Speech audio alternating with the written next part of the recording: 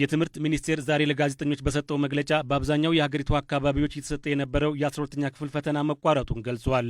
ሚኒስትሩ አቶ ሽፈራው ሽጉጤ ፈተናው እንዲቋረጥ የተወሰነው ከ3 ሰዓት ጀምሮ እየተሰጠ የነበረው የእንግሊዝኛ ፈተና ተሰርቆ በማህበራዊ ድረገጽ ከተለቀቀው ጋር ተመሳሳይ ሆኖ በመገኘቱ ነው ብለዋል። ሙሉ ለሙሉ ትክክለኛ ፈተና በዌብሳይት ላይ ወጣ ሆኖ አግኝተናል።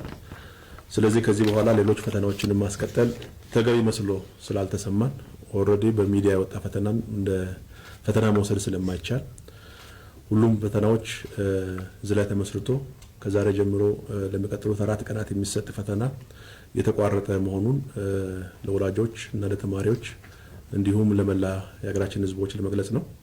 ፈተናው እንደተሰረቀ መረጃ እንደነበረው የገለጸው ሚኒስትሩ ፈተና ከመጀመሩ በፊት መቅደድና መመልከት በሕግ የተከለከለ በመሆኑ ነበር ብለዋል። ሚኒስትሩ አቶ ሽፈራው ሽጉጤ ተማሪዎች ክፍል ገብቶ ፈተና በተማሪ ፊት እስኪቀደድ ድረስ እኛ ፈተናውን መክፈት ስለማንችል ፈተናውን አልከፈትንም።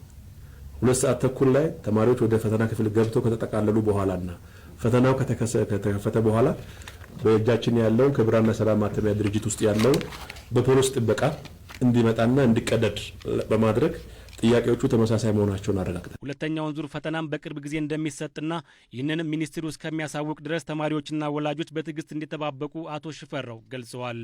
እንዲህ አይነት ህገወጥ ድርጊት የፈጸሙ ግለሰቦችንም ሚኒስትሩ ከስር መሰረቱ እንደሚያጣራና ለህግ እንደሚያቀርብም ተናግረዋል። ህብረተሰቡም እነዚህን ግለሰቦች በመቃወም በኩል ከሚኒስቴሩ ጋር ሊተባበሩ እንደሚገባ ጥሪ አቅርበዋል።